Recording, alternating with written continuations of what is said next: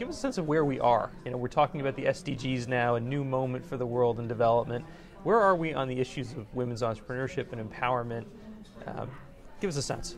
Well, I'm always an optimist, so I would say on the general issue of women's development and empowerment that we are in a better place now than we have been in the past. And the opportunities for young women and girls today are more than the past. But I would also say that we're certainly not by any means where we should be on these issues. And I think that we're on a continuum.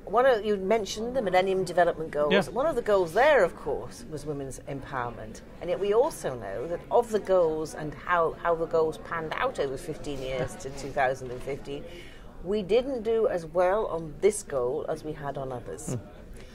Now, of course, we have the Sustainable Development Goal, Goal 5, and also Goal 8, which touches on entrepreneurship as well.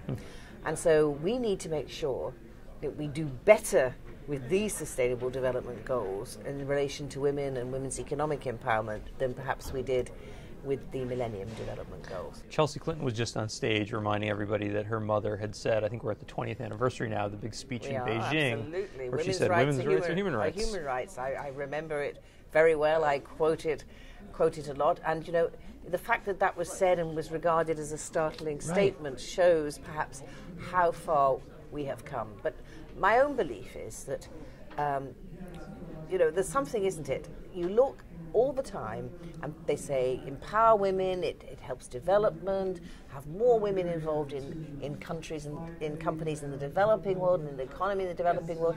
It will also increase your GDP, women on boards, diverse boards tend to make the better decisions and better return on investment, and yet still, we still find, as the World Economic Forum Global Gender Report shows, that whereas we've made progress on their measurement of equality between men and women in health and in education, it's sort of 9 women to every 10 men.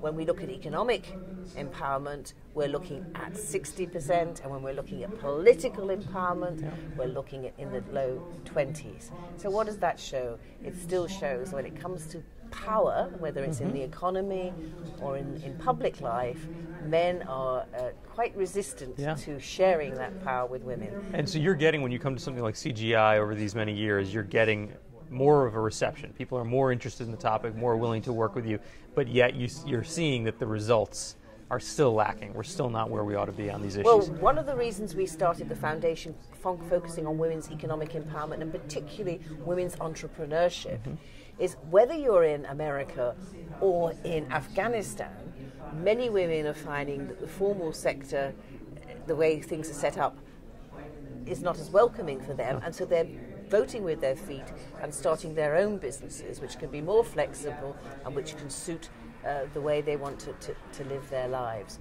And so women who are economically empowered also have the ability to make choices. If you have no money of your own, then of course your father or your husband or in widowhood your sons are going to make decisions for you. If you're able to stand on your own 2 feet and have money, I'm not saying it's a panacea, but it will enable you to make choices and make decisions for yourselves. And it also means that we find in our work that it also means that men tend to respect you more. Often I'm asked, you're working in geographies like the Middle East or Africa or Asia, where perhaps there are social issues where women's voices aren't always heard. So, what about their husbands or their fathers, for the women we work with, don't they object? And the reality is, most of the time, the answer to that is no.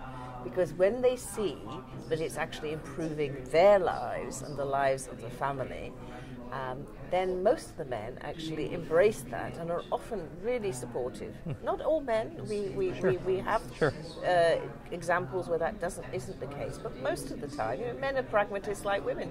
If the family income goes up, then everybody benefits.